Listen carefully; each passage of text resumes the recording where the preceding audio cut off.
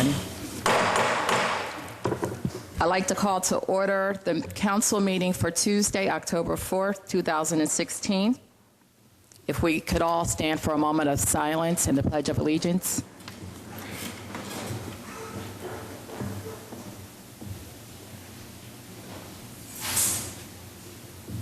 I pledge allegiance to the flag of the United States of America and to the republic for which it stands, one nation, under God, indivisible, with liberty and justice for all.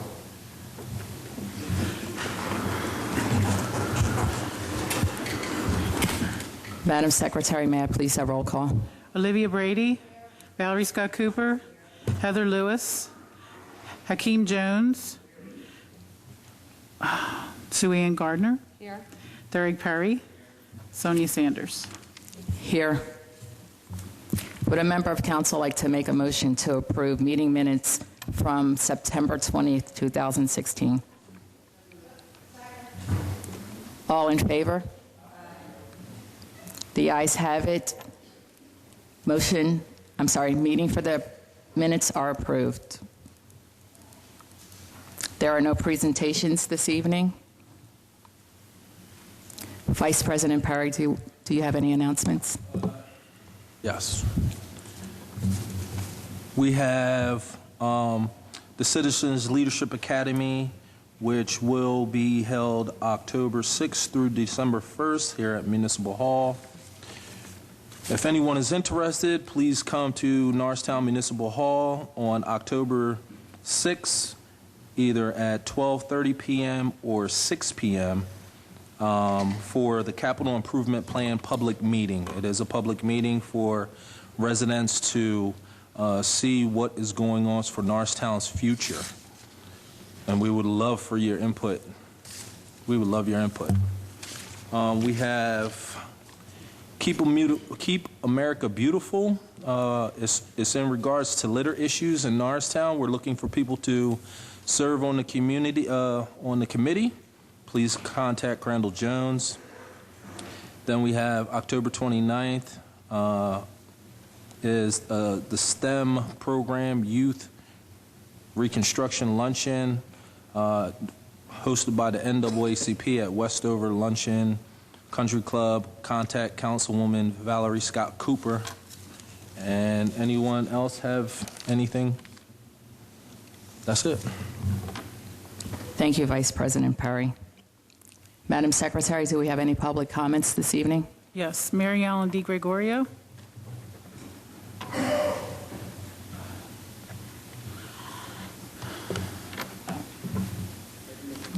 Yep, thank you.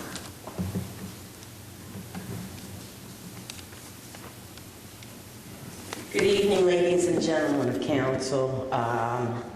My name's Mary Ellen DiGregorio. I live at 564 East Main Street in Norristown. First off, I'd like to say, she's not here, I guess, Heather, it was great to see Heather at the Friday night inductee of the Montgomery County Sports Hall of Fame with our ambassador, Hank Cisco. It was good to see a council representative there. It was a splendid event, really nice event. However, I'm a little disappointed, and if you could just nod your head yes or no. Are you still public safety, Olivia? No, who's public safety now, committee? They are. Okay, well, Mr. Perry, just to clear something up, I don't know what happened last week, but I was disappointed to see not one councilman at the public meeting with Officer Talbot, because it was an incredible meeting. A good amount of people showed up. And like I said, I just thought it was bad that nobody from council or the Public Works Department was there to even get the information, because it was a very good turnout. But I'm here to make a request tonight, ladies and gentlemen. In recent news and media, there is evidence of problems with communities and their water. Please accept this letter as a formal request for Norristown Municipality to consider conducting a town-wide water testing initiative. Residents of Norristown deserve to make sure certain our drinking water is safe and free of high levels of lead, copper, and bacteria. Norristown sewers have a very strong odor in some areas and also around my end of the town. I have already registered a complaint of the malfunction that occurs with the east end when changes in temperatures happen, causing a strong stench in my home, even with the windows sealed and the air conditioner running. The smell creeps up through the drains. Even driving from Bridgeport to Norristown, you can smell the sewer plant once you've passed 2nd and DeKalb Street. High levels of lead in children have been proven to cause issues in health, growth, and learning disabilities. Please take this request for a town-wide water testing seriously and ask for help from our local, state, and federal lawmakers to help us. Applying for funding from sources such as HUD, EPA, and CDC for lead testing grant dollars, just like Congressman Brandon Boyle did for the Norristown Fire Department sprinkler system. Now, in closing, if you, as our government, have already taken action in this matter, then please provide to me and the public with dates of testing and detailed data to see how safe the levels are of our water. Thank you for your time. Thank you. Kevin McIntosh?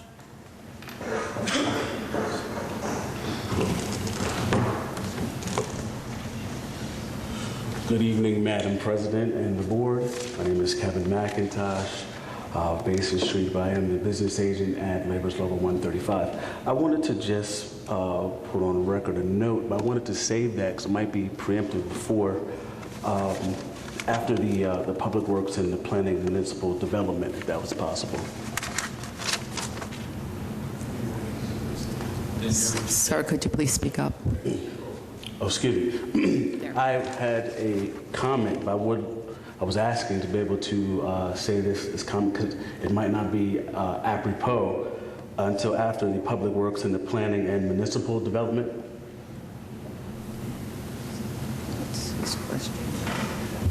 Sir, this is your opportunity for public comment that's on the agenda. So if there's an agenda item here that you have a question about or want to talk about, I would suggest you bring it up now. Okay, but I didn't know if they were going to speak on it, but I will. Okay, my business manager, Daniel L. Woodall of Labor's Local 135, charged me to come and just put on record when it comes to the project at the Kennedy Kendrick High School. He has gone through great lengths to work with our union contractors to sharpen their pencils, to get their prices down and put in a competitive bid on the demo and the asbestos work at that project. The contractor was told that they were the lowest bidder, and it's been about 3 weeks and they have not been contacted. That's why I said I might be saying it's too quick, because they may be bringing that up when they speak. That's why I asked to speak afterward. But in the past, experience has shown us that after a contractor is supposedly the lowest bidder, there is a completion of a contract.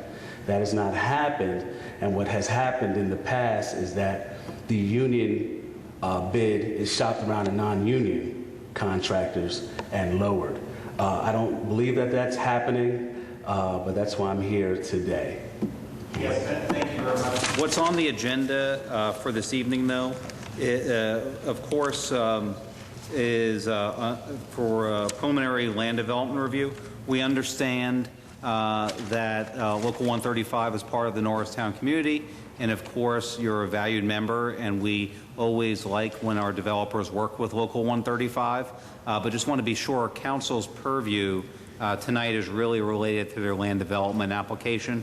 I'm sure Council may have questions related to this later, but that's... And that was my point for saying. Right, Well exactly. done. Well done. Thank you. Thank you. That's it. Madam Secretary, do we have any communication this evening? No, we don't. Oh, I'm sorry. Let me have Mr. Jones speak to the water issue. Thank you, Madam President. I just wanted to make sure we get on the record that the municipality of Norristown does not operate the water supply for the municipality. It's actually a private entity, so we don't have any purview or control over the water, any of the operations or delivery of water service in Norristown. However, I absolutely will take the comments in consideration and have a conversation with PA American Water about the request that came forward tonight. I will also add that we had, when the initial discussions about the conditions of water service in Flint, Michigan came out, PA American Water contacted all of its customers and reminded us that information regarding the testing and quality of their water is on their website. And so all of their recent testings and indications regarding their water is on their website. That is their proprietary property in terms of that equipment and access to their facilities. And so that is something that they would have to consent to and that they would have to initiate. But I'd urge anybody who certainly has concerns to direct those directly to PA American Water will do so as well. With regard to the water, the sewer authority, and that smell, again, I will definitely have that conversation with the executive director of the sewer authority, but again, that authority is independent of the municipality, and they operate independently of the municipality, but we certainly will have that conversation about that situation as well. Aren't you our agent, though, for the residents? As I just indicated, I will have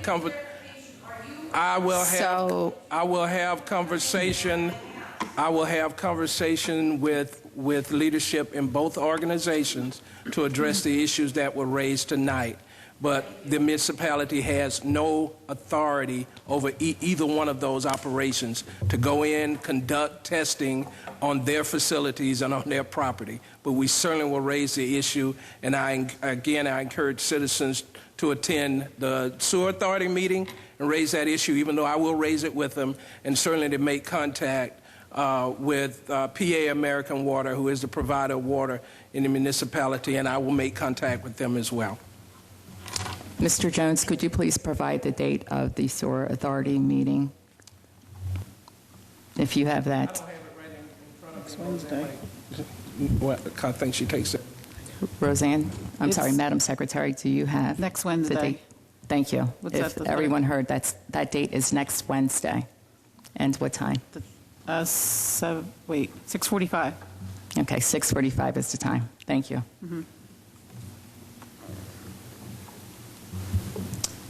Madam Secretary, I'm sorry, I had interrupted you. Are there any communications from anyone this evening? No, there's not. Thank you. As we approach our order of business for the municipal solicitor in regards to ordinance 16-14, lost or stolen firearm registration. Thank you very much, Madam President. This was discussed 2 weeks ago at our work session. If you may remember, the municipality of Norristown about 5 years ago implemented legislation requiring that if someone lost or had or was reported stolen a firearm, they were to come to the Norristown police within 72 hours and let them know that this happened. Many other municipalities throughout southeastern Pennsylvania went ahead and passed similar legislation. If you may remember, at the end of the Corbett administration in 2014, the General Assembly passed legislation giving the NRA the ability to sue as a party if they had any questions about our lost or stolen or any kind of ordinance that regulates firearms.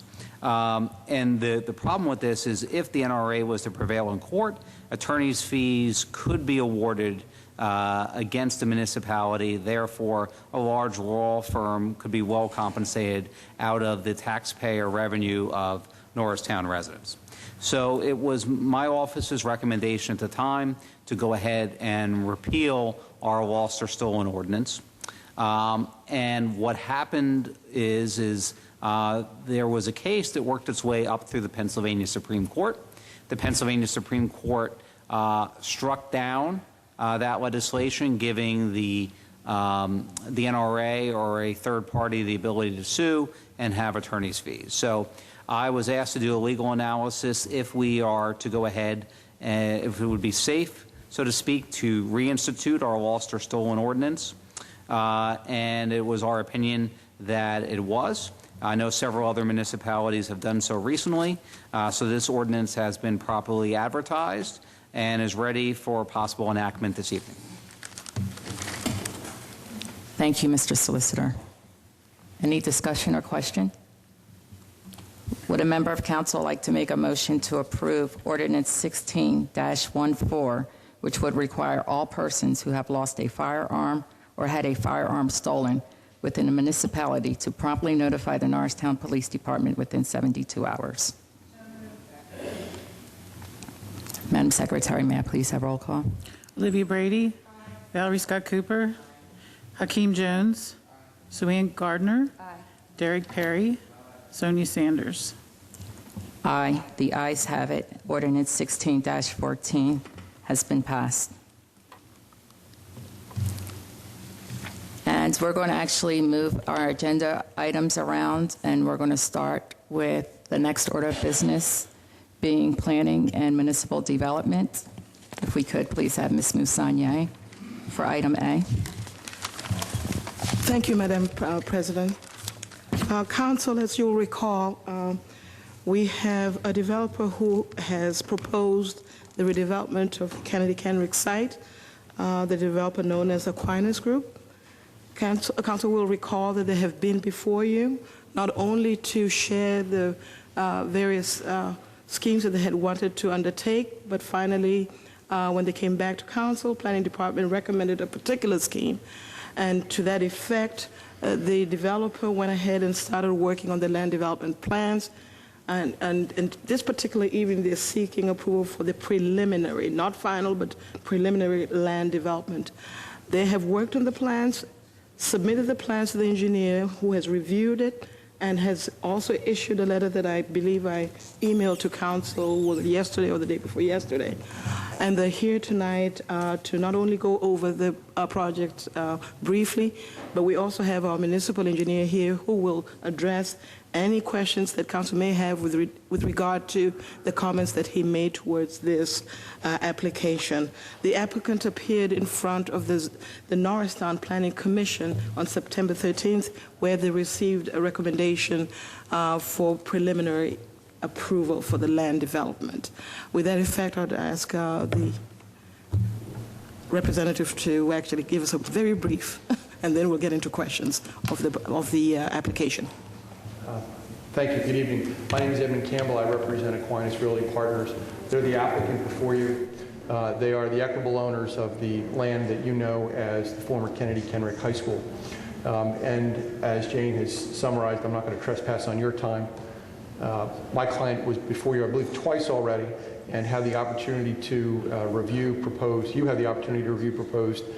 massing plans, and he's moved forward with the massing plan that we understood council to favor or to be most comfortable with.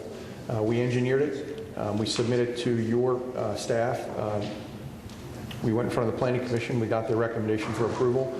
We actually took their comments, took the comments from Pannoni and took the county's comments, engineered again to address as many of those as we could in the shortest period of time so that we could appear before you with a reduced review letter, and Calisan was kind enough to produce that. I believe you have that as dated September 30th. And if you happen to see the one that was about 2 weeks before that, you'll see that a lot of substantial progress was made in tightening the plan up, if you will, to meet the standards of your ordinances and to meet the comments offered by Mr. Hassan. Ms. Moussanier is correct. We're here on the agenda asking for preliminary approval. I will share with you that my client fully wants preliminary approval. We're going to be grateful to receive it, but if we had the opportunity, we would ask you for final approval as well, subject to the conditions outlined in Cal's letter. That's our ask. I know Mr. Ponce has been before you. I can ask him to step up as well. My client is committed to this project. He has committed and expended significant time, treasure, and talent, if you will, on this project. He is committed to this community and this project. The quicker we get from where we are today to where we have final approval, the quicker we get to a point where we can put a shovel in the ground. And so to the extent that we think we've done a lot of work to make this plan comply, we think that we're within grasp of that, and we think that if you were to take the next step and to give it final approval as well, that we would submit the plans back to your township, to the municipality's engineer for administrative review and approval, and then move from there. That's where we are. Mr. Ponce, you want to add anything? Other than that, we're happy to answer any questions, happy to review the engineering letter, but I think it might be more efficient to respond to your questions. The review letter is really a will comply. Thank you. Any discussion, questions? Ms. Musanier, if you could just elaborate. I'm sorry, I'll take Councilwoman Brady first. Thank you, Madam President. One quick question. I just wanted to review the item, the plan that we had. I think it was the Plan B or the Design B. And does that include connections between the buildings? I think we had discussed that at the last meeting as one of the alternatives or one of the amenities that were going to be provided. I'm going to defer to Mr. Ponce on that, but my recollection is yes, and we have a schematic which shows graphically the massing scale, which was approved, which has been subsequently engineered. Nick Rose is the project's engineer, and he's walking up to you with that. Okay. I don't know if that picture speaks, gives you 1,000 words. So rather than speaking, I'd rather let the picture speak for itself. That's right. That graphic is what has been engineered to. Right. Thank you. I just wanted to refresh my memory as to which plan we were looking at. I appreciate that. Yeah, you see that? Like Vanna White, you can walk around and hold it up. Right. At the last meeting, we had discussed the input from the public that had been going on since the inception of this concept. What steps have you gone to include the public input on this project? And also with that, with your commitment to the community, what kind of steps are you putting into place to make sure that qualified Norristown workers get jobs for the building of this project? I'll speak to the first question, and I'll defer to Mr. Ponce on the second part of that question. With regard to public input, as you know, we were in front of the Planning Commission, and it was I give credit to your Planning Commission, it was a very thorough and detailed review. We took their input, and to the extent that we could add details to the plan and change the plan without deviating from the massing scale that basically was originally approved, we've done all that. I can tell you that I heard through the grapevine that when this plan came before council in the past, that there were a group of citizens who came, and the name that I knew was Judge Nicholas, and so I reached out to Judge Nicholas, who's here tonight, just to let him know that we were going back, and that was the contact that I had. If there were other people, I apologize for not reaching out to them. I personally put the sign on the property to make sure that the world knew that the property was subject to the application. So I think we've made a good faith effort to be in a dialogue with your staff, with the Planning Commission, and I would defer to anyone from the public who's here who wants to comment on it. But we think that this plan has taken sort of the vision that you saw and felt comfortable with, and we've tried to make it the best project that we can, to make it fit into the neighborhood and be a workable project. As to local employment opportunities, I think Mr. Ponce can speak to that better than I. Thank you, Ed. Good evening, all, and I thank you for allowing us to meet with you this evening, to members of council, administration, and all that are part of the Norristown team. I do recall at our last presentation that you had shared that same perspective once before, and I think I probably in quite detail shared some of our history of always reaching out to the community, always looking for everyone to be part of the project, but also with a strong position that Whoever is part of the project has to have the appropriate depth of experience, knowledge, and talent to undertake whatever the work task might be. With that as the backdrop, those that can do the job, we'll reach out to all and give all the opportunities, and our track record speaks for itself. Just today, I was with Councilwoman Blackwell in the Mantua neighborhood west of Drexel University and University of Pennsylvania, where we've been part of a community initiative there since September 2009 in trying to bring back fresh foods in the supermarket to a neighborhood that hasn't had it for some 35, 40 years and providing jobs for the community. That's what we're about. Once again, with the appropriate experience, knowledge, and talent, all those that have that type of background that can help us will have the opportunity, and together, as I like to put it, the rising tide lifts all boats. Thank you. Councilman Perry. Thank you. The only ask I have is, I know we keep seeing the blueprint of that picture right there. Could we get a more big scope of a picture to see exactly what this is going to look like? I know we have some architectural. If I may, we have some of the visuals that have been advanced in the architectural design and the site civil. Last time we were here, there was a laptop. We've got a flash drive, and we can put it up on the screen, but that'll take a few minutes to set up. I will share with you, obviously, there's been extensive plans that have been presented to Jane, the township municipal engineer, et al. So I defer to, and we can follow up with any visuals you would like. Do you have hard copies right now? I've got some, but not all of them. I can give you some of the visuals if you like. Madam President, if I will. Certainly, we'll definitely have the opportunity to get additional information back to council for their review. But I think one of the things that is important to say, I know everybody in terms of the team and council supports the project. We think it's a good project for the community. However, as far as the preliminary versus final plans goes, staff's recommendation that council approve preliminary plans based on the recommendations of the engineer. I think in terms of the process that we will go, we know the energy that the developer has behind the project. Staff is trying to match that energy in terms of being responsive to the project, but we think it's in the best interest of the municipality and the citizens that preliminary approval be given, and that we go through the process as it normally flows, that there'll be a subsequent final approval process that the developer goes through. And I certainly would ask, if it's the will of the council, that certainly the municipal engineer can share his recommendations related to this. Sure, absolutely.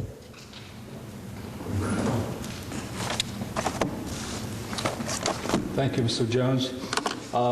First, I'd like to agree with both Ms. Mouchonier and the applicant. The application has made a lot of progress since the first time it was made to the municipality.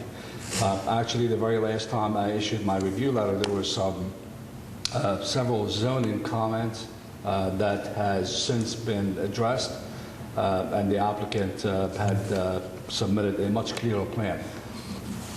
However, I am not in a position where I can agree about a final approval tonight. I have no issue in my engineering judgment and opinion that a prelim approval should be granted if the board so wishes. There are still some stormwater landscaping and some pedestrian crossings that we'd like to work out and fine-tune with the applicant.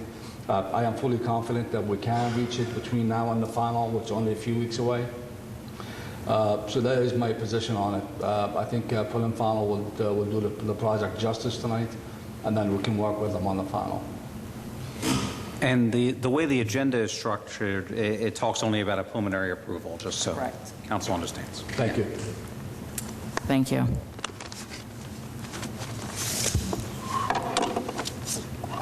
Would a member of council like to make a motion to approve the preliminary land development plan review of the former Kennedy Kenrick site presented by Aquinas Realty Group, LLC? Madam President, this is usually preliminary is in the form of a resolution, so it should be a roll call. Oh, it should be roll call. Thank you. And with a motion on the floor, Madam Secretary, may I please have roll call? Olivia Brady. Valerie Scott Cooper. Hakeem Jones. Sue Gardner. Derek Perry. Sonia Sanders. Aye, and that resolution passes. Thank you. Thank you very much. You're welcome. Thank you for your time and consideration tonight, and I don't want to trespass on your time any longer, but I would ask to indulge on one final point. I believe that your next series of meetings have you reconvening again on the 18th of this month and on the 1st of November. I believe the 1st of November, is that a workshop? Yes. Would you entertain our reappearance if we were able to satisfy your engineer's concerns and get the plan to a point where it's ready for final?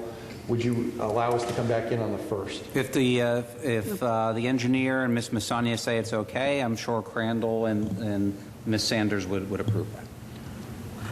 Ms. Musanye. Yes, if I may, there's still the required step of course, going to the Planning Commission prior to coming to that October 1st meeting.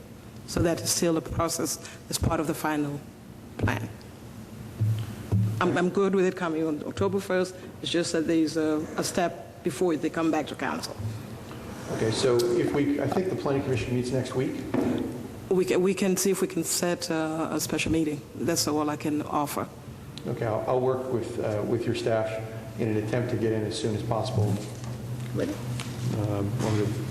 One second. Yeah. If I may, can you hear me clearly, or do I need to be on the mic? I can. Hear me okay? Can anyone else? I didn't need to get to the mic, so it's being recorded. Very well. This okay? Yes. Thank you very much for the approval you've given us tonight and for continuing to put faith in our efforts to try to make the vision of this redevelopment a reality. I hope to date I've shared with you who we are and what we're about. And part of that is complete transparency. And it's important for us with regards to this particular project and the timeline constraints that we've been under, which I've shared from the very beginning with respect to the purchase from the Archdiocese of property, that we're transparent with regards to what our constraints or objectives are. So the point I'm making is that for us, I need now to go back to the Archdiocese to obtain a further extension for a closing until such time that I have this final approval. So for us, it's important, if I may, and ask respectfully, that we could receive, once again, with all respect, a commitment of a timeline, because that's my only path right now to continue to advance with the Archdiocese to reach a closing that is based upon the final approval. I think, sir, you heard a timeline. I think if you get your ducks in a row and satisfy our engineer, I think things will move forward. Yeah. So do we understand that the 1st of November then could be the...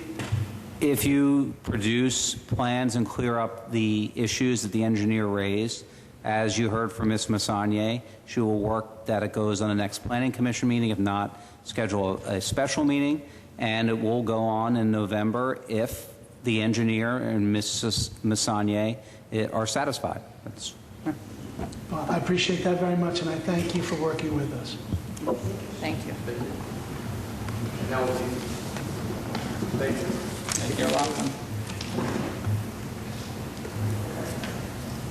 The next order of business we have is the municipal administrator, and the item is not on the agenda, so I would like a member of council to make a motion to open the agenda to amend the request to submit the Green Light Go grant application. And Make a motion to call a vote to open the agenda. Motion to open the agenda for the Green Light Go grant application. all in favor? Aye. Any opposed? Hearing none, the ayes have it, and the motion is granted. Mr. Jones, could you please summarize what the Green Light Go grant application is about? Sure. Thank you, Madam President. And I will also ask municipal engineer to kind of tag team with me on this and share with council what's before us. But what we're requesting tonight is council ratification of an application that was submitted on last Friday to the Green Light Go program to address a number of traffic signals that are that need repair and upgrade throughout the city. The program, the Green Light Grow program, had a short window for applying for the grant, and in order to meet that deadline, which was last Friday, and prior to this meeting, we submitted the application and now asking council's consideration for approval of that submittal. Should we be awarded a grant? Certainly, council will have the opportunity to reject the grant if you see fit. But we also thought it was a great opportunity to get a lot of work done in the municipality on its traffic signals by having the government, the state government, actually pay 80% of the cost, matched by the municipality paying 20%. That 20% would be up to about $135,000 if it was fully funded. The application we sent back was about a $682,000 and some change applications. And the funding source that we look to do that would be a combination of general fund and liquid fuels dollars. But certainly, Cal can talk to you about the likelihood of full funding coming back, and among other things. So I turn it over to municipal engineer. Thank you, Mr. Jones. As we had previously successfully had worked and obtained a grant application along with municipal staff. If you recall, we had obtained a little bit over $500,000 for CMAQ, which stands for Congestive Mitigation and Air Quality Improvements Grant. There are several intersections within the municipality that fall within that grant, which obviously it will be geared towards transportation. Along those lines, as Mr. Administrator had mentioned, this is the recent application that we had made for this grant was submitted on Friday, as I mentioned, because of the deadline. This covers about 27 intersections within the municipality. Please note that none of these municipalities overlap none of these intersections overlap with intersections that were made part of the CMAQ application. I believe after this, hopefully we can get the full extent of this grant. Most of the intersections within the municipality will be covered, will be improved, will be enhanced, will be brought up to date and up to par. Some of the delays that we see right now, it could be maybe due to timing, due to loop detection, due to videos. Everything will be looked at and brought up to par. And PennDOT is working on some projects. A lot of the intersections are part of their project. So before you know it, within 2 years, hopefully we can get this. A lot of the intersections will be brought up to date. And also, as part of this application, for the Hancock School,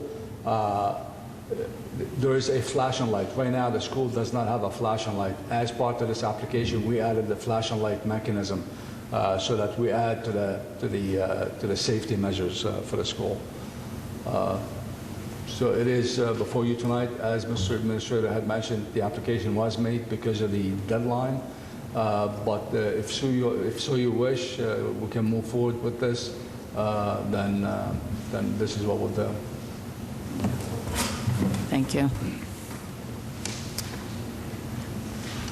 Since this item was added to the agenda, I would like to ask if there are any public comments in regards to this. Seeing none, I would like for council to proceed. Would a member of council like to make a motion for the submittal of a grant application for $682,877.50 to the Pennsylvania Department of Transportation's Green Light Go program to fund traffic signal improvements in the municipality. Second. All in favor? Aye. Any opposed? Hearing none, the ayes have it. The motion passes. Councilman Perry. Just two questions. The flashlight, you said one is going at Hancock?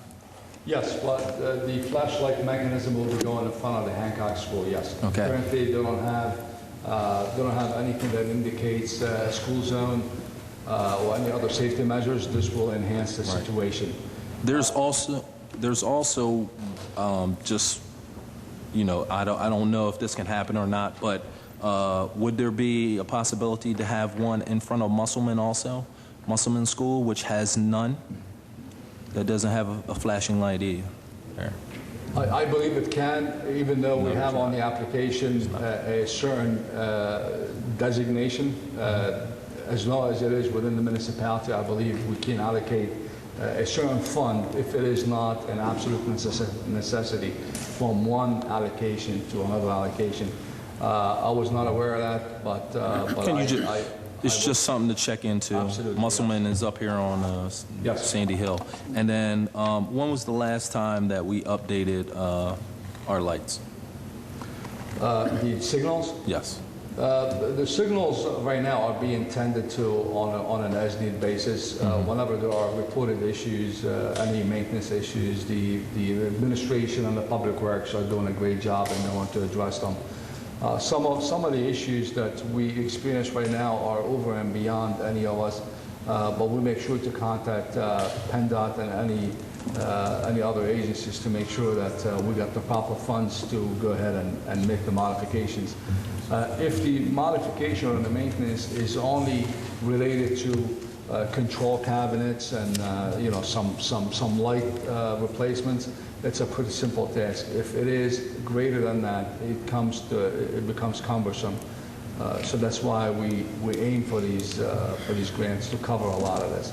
So the answer to your question is, it is looked at regularly. Okay. All right. Thank you.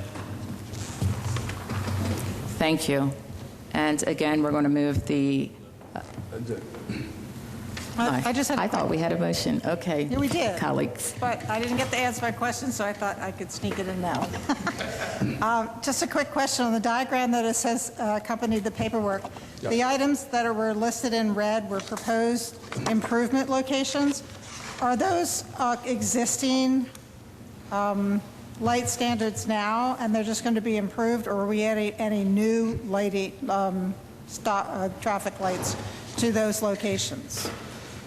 Anything that you see in red on this is going to be improved as part of the recent application. But it's an improvement, it's not an addition.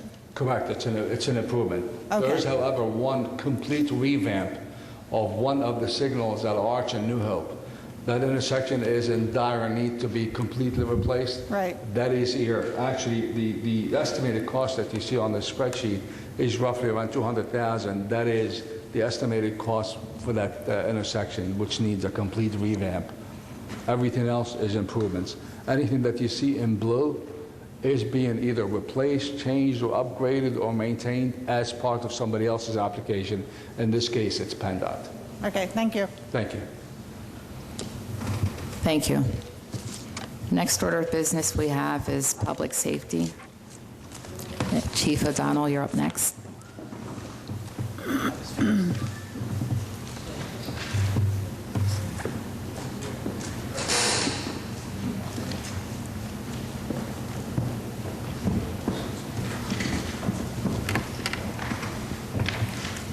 Thank you.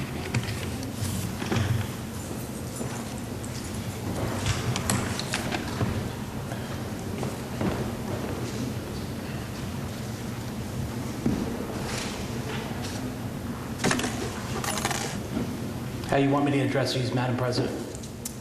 We could, if we could we please start with Resolution 16-148? Okay.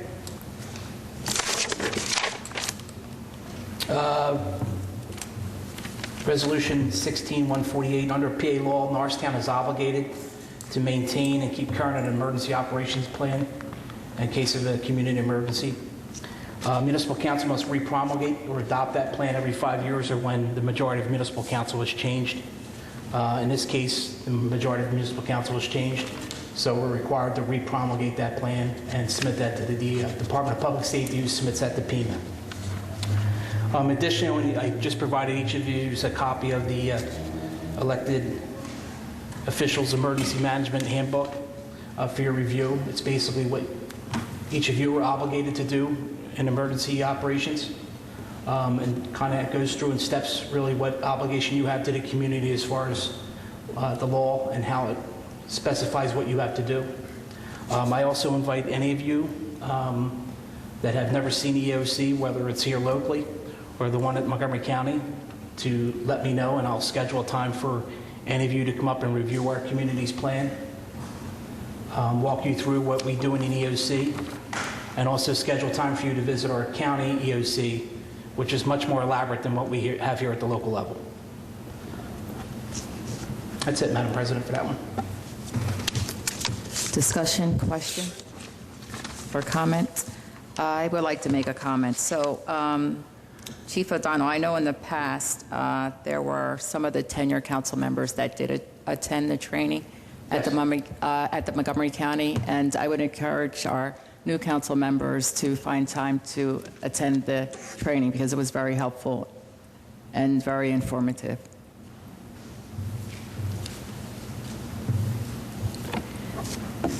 Would a member of council like to make a motion to approve under state law to repromulgate or publicize our community emergency plans every 5 years or when the majority of municipal council has changed to ensure public awareness of the municipality's emergency plans?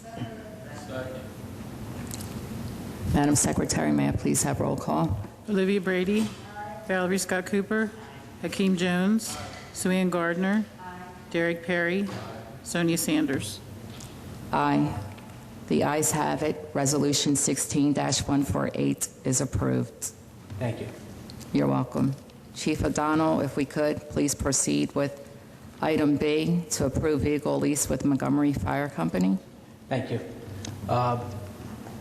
Seeking municipal council approval to enter in a lease agreement with the Montgomery Hose Fire Company. Utilizing state grant monies, they went out and replaced a 2003 utility truck with a 2016 utility truck. Sean's law firm previously has done this resolution, so we just went in and changed the VIN numbers. It made everything a little bit more current for the new vehicle. But again, they purchased this truck using monies they got from the state, free grant monies, and I would like approval to add this to our municipal insurance and have the ability of our staff at the garage to inspect it and fuel it. So essentially all that is covered in a lease agreement. Discussion or question?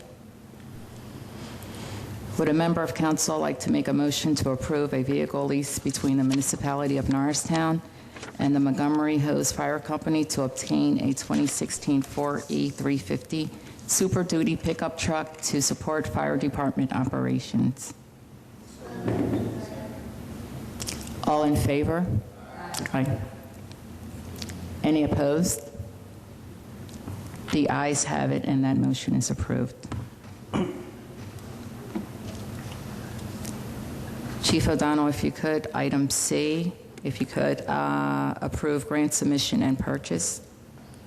Yes, ma'am. Thank you. Seeking municipal council approval to apply for a grant from the Office of State Fire Commissioner to purchase a Polaris Ranger XP 1000. That's the photo I put before you. That's just a what it would look like, similar, to support fire department and police department operations. Currently, the Norristown has no off-road capabilities to support any of our operations. Some of our off-road locations in our community include the 680 acres of the Norristown Farm Park, the Schuylkill River Trail, 18 acres that we have behind the Elmwood Park Zoo, which also encompasses part of the zoo's zip line course. an understanding from their executive director they have a wish to put equestrian trails back there. In addition, it would help with our snow plow capabilities, assist in emergency response during snowstorms, have the ability to tow our rescue boats as needed, and carry up to 6 personnel. Again, this is a desire of the fire department to expand our readiness and apply for a state grant. The monies we receive on an annual basis free from the Commonwealth of Pennsylvania. Discussion? Question. Councilwoman Brady? Yeah, I just have a quick question regarding the grant money. How much of the grant money would cover the purchase of this vehicle? 100%. I have a Councilwoman Cooper. Yes, Chief O'Donnell, can you give us just a couple of examples of how this vehicle is going to be used in what type of instances or circumstances? So currently, if there's any emergency in any of these areas, personnel are forced to walk in on foot. So if we have somebody that's injured, whether it's a homeless person or something at an 18-acre tract that we have behind the Elmwood Park Zoo, police and fire personnel have to walk in. The county resources that we have, the Sheriff Kilkenny has one. It's at the Fire Academy, not readily available to Norristown's use. Plymouth Ambulance has a unit that can transport a injured person in, but there's nothing that can carry personnel. And this would be unique. There's not many of these in the county. In fact, I don't know any other agency that has this type of unit in the county. But I think our situations here in our own community are pretty unique to anybody else's. We're talking about in a built-out community of us having 690 acres of a farm park that is heavily used, and you know, the 18 acres behind the zoo. I think that it speaks to a need, and that's what we're looking for. You know, to help out personnel, so we don't have to carry all of our equipment in on backpacks and do that type of stuff. Thank you. Yep. Councilwoman Brady. Thank you. Just a follow-up to Councilwoman Cooper's question. How often do these type of rescues occur now that the firefighters have to go in on foot to do? So the last time we had an issue down along the Stony Creek was in Hurricane Floyd, when we had a homeless person swept out into Stony Creek. It took personnel about 40 minutes to even locate her along the creek where she had to be rescued by a water rescue task force that we brought in from Pittsburgh. And she was all the way down behind the Powell Center when we finally rescued her. So it's not often, it's not every day, but our job is to prepare for and respond to emergencies, and this would just be another element of preparedness for our community. And also, what are the costs of repairs and maintenance to this? Even though you've gotten 100% coverage for the purchase of the vehicle, what is the schedule for maintenance, and are the funds available? And if not, where is that in the in your budget for the 2017 and forward? It's a good question. The maintenance on these things are extremely low. In fact, if you use the proper grade fuel, maintenance on it is essentially there's none. A lot of the issues that people have with them are just what the fuel consumption. If you use a bad fuel or cheaper grade fuel, it tends to eat the inner workings of the engine apart. But if you use a higher grade fuel, you don't have those issues. Do we have access to that type of fuel? Not currently at our municipal pumps, but it is a doable situation. Would that add additional financial impact to the budget? Not necessarily, because they don't consume that much fuel to begin with. Okay, thank you. Yep. Councilwoman Gardner.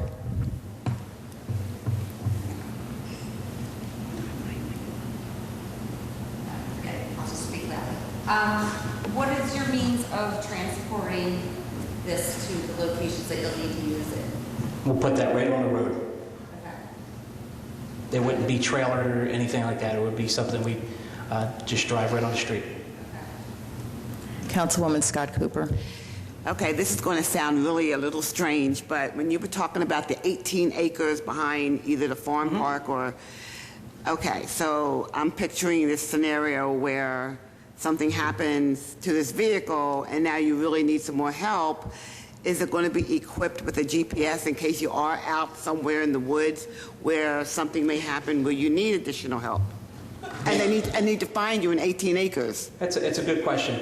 The radio equipment that members of council just purchased, the police and fire, our radios are all GPS, so that answers that question. Thank you. But good question, thank you. Yes. Councilman Jones. This is more so a comment. Chief, I just commend you for always finding a way to find resources for your department.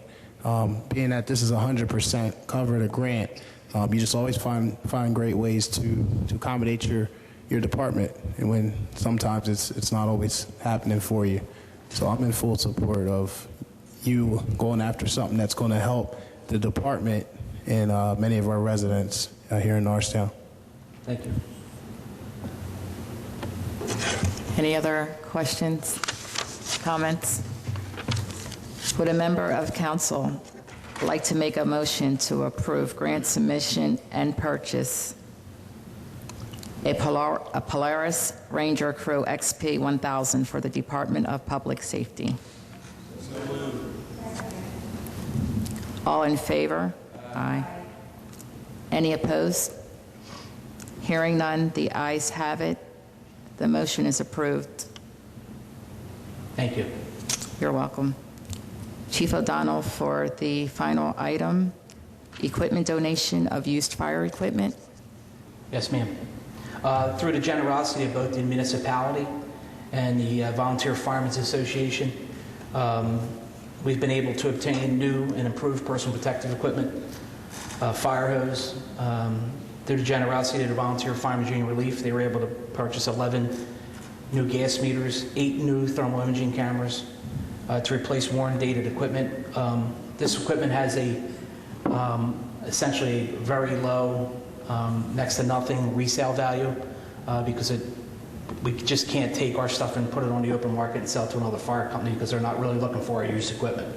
But there is fire departments in our own Commonwealth that are scraping at the bottom of the barrel to make ends meet. And when I was speaking to the municipal administrator earlier this week about the scenario is the volunteer fire company that the volunteers donate their equipment to now in Caldersport, Potter County, make their own fire trucks just to make ends meet. There's 10 fire companies that cover 250 square miles.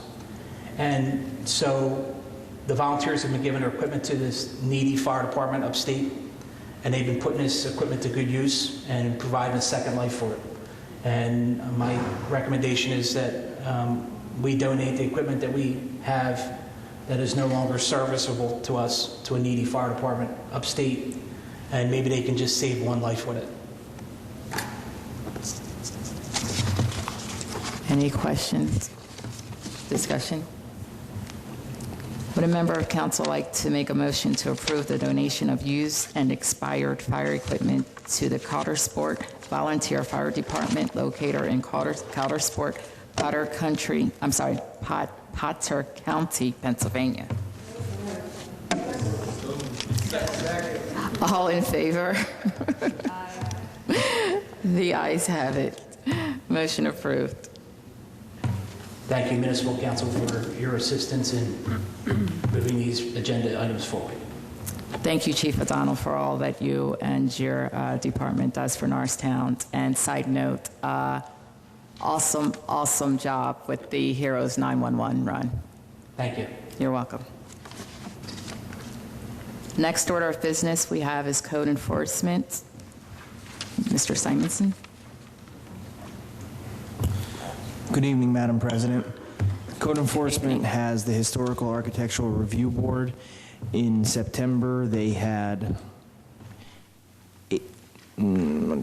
six decisions. There was 8 items on their agenda, and 2 were tabled. The 2 that were tabled were 1002 and 1004 Markley Street. 223, I'll just go right down them. 223 East Marshall Street was a new concrete front porch. 101 West Airy Street was a new handicap ramp. 629 Cone Street was an installation of 2 windows. 50 East Oak Street was a repair of the existing stucco. 516 East Marshall Street was repair and replace the existing roof with approved materials, and 636 George Street was to replace the existing windows with pre-approved windows. Thank you. Any questions or comments? Would a member of council like to make a motion to approve the certificate of appropriateness for properties that applied for review by the HARP? All in favor? Any opposed? Hearing none, the ayes have it. That motion is approved. And again, earlier with the way that the topics flowed, the agenda items had to be jumbled a little bit. So that was just a reminder. So next order of business we have is Public Works.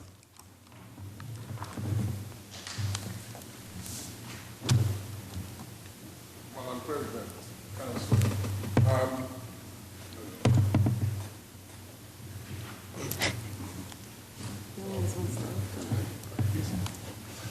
thank you. The ordinance this evening, we are actually replacing a section of an existing ordinance on our snow emergency. That this ordinance has been is being advertised. So what we are asking the council this evening to approve the amendment, and it's to be able to what the original ordinance was would have prevented vehicles from parking on any city street, on two sides of any city street, no matter how wide it is, if there's any snowstorm in the community. And we think that this is going to be hardship to our residents. So what we're doing is to actually do this on a case-by-case basis, where wide streets we can still allow parking on both sides, and then narrow streets we will restrict parking on just one side. So this is what this ordinance is all about. Council, any discussion or question? Question? Councilwoman Brady. Thank you. At the last meeting, I believe we voted to advertise this ordinance. So that was just it was just advertised, and then 2 weeks later we were voting on it. Is there a provision to have, was there any public comment or public communication regarding this? No. Okay, thank you. You're welcome. Any other questions? Comments? Seeing none, would a member of council like to amend Section 2 of the Snow Emergency Route Ordinance, subsection A and B, to read as follows? During the course of any snowstorm, parking shall be prohibited on municipal streets as posted until such time as plowing, salting, and/or cindering is completed. The municipality will notify residents when their streets are cleaned. So moved. Madam Secretary, may I please have roll call? Olivia Brady. Aye. Valerie Scott Cooper. Hakeem Jones. Sue Ann Gardner. Aye. Derek Perry. Sonia Sanders. Aye. Ordinance 16-13 is approved. Final business tonight is finance. Ms. Burkett. Thank you, Madam President. You're welcome. Before you is a request to consider a response received in conjunction with a request for proposal for business privilege tax auditor services. We received 3 responses, and at the previous meeting, we provided council with a copy of the RFP and the evaluation conducted by staff that was completed based on submission requirements, criteria, and experience. At that meeting, we recommended eCollect as the potential auditor to be considered to work with the municipality and Berkheimer, our current tax administration service, to provide tax audit services for unidentified business privilege taxpayers. I've also asked Mr. Michael Hill from eCollect to come and make a brief presentation overview of his proposal and to be available for questions for council.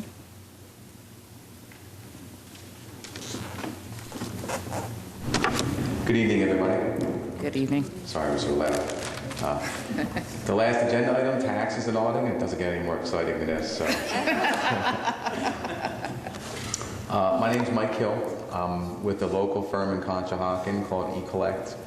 We specialize in exactly what your RFP was looking for, which is tax roll enhancement, audit, and discovery of the business privilege tax. We represent the city of Chester, which is the county seat in Delaware County.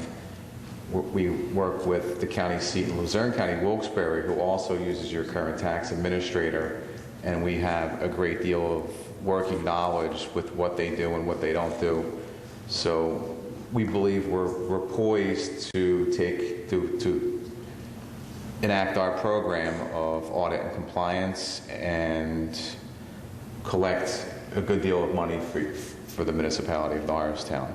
Our RFP was pretty aggressive in the fact that we presented a $200,000 performance guarantee in there, meaning that if we don't hit that benchmark, we wouldn't charge for any commission would be refunded to the municipality. So again, our service is if we perform an audit and we don't collect anything, we don't get paid. So it's a total, our service is only if we collect, we get paid.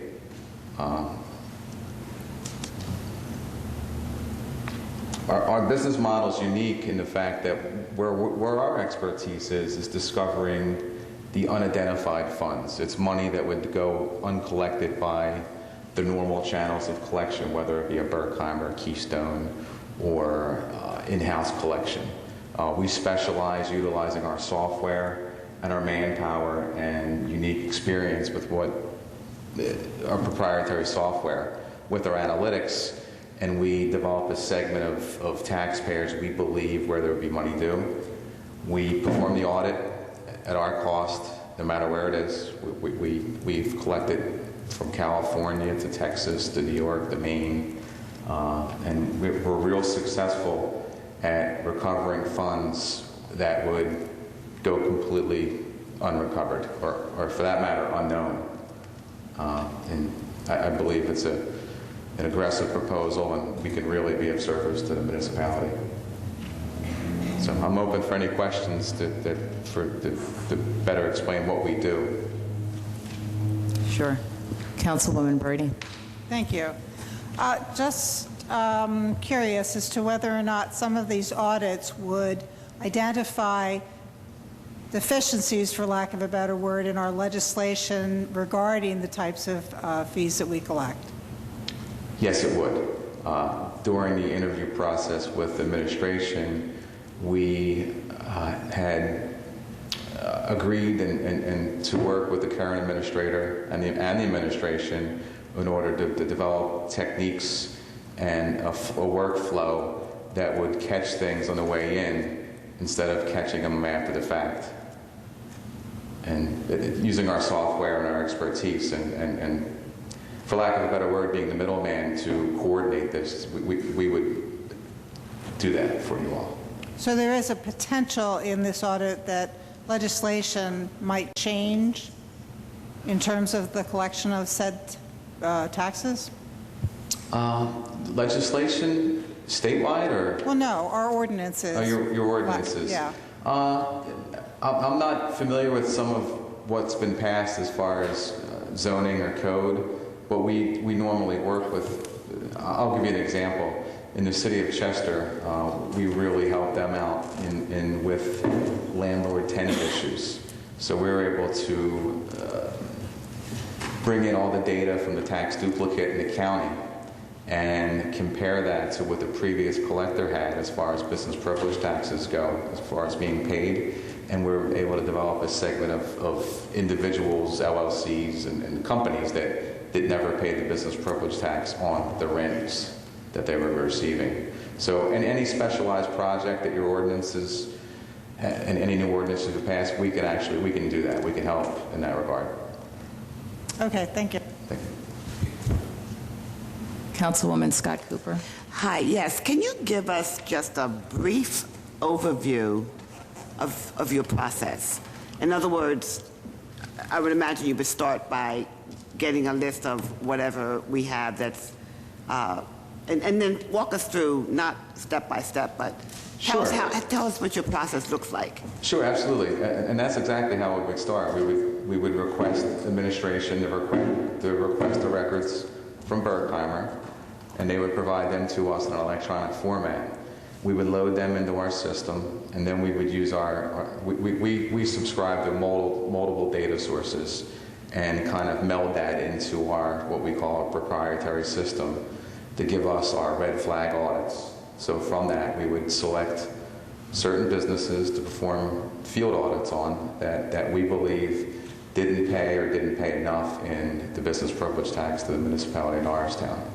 We would send field audit letters out complying with Act 50, the Taxpayer Bill of Rights, which gives them 30 days notice to meet with us, and we provide them an itemized listing of what we're seeking at the audit. We perform the field audit, and then we send either an assessment letter out or a no change letter.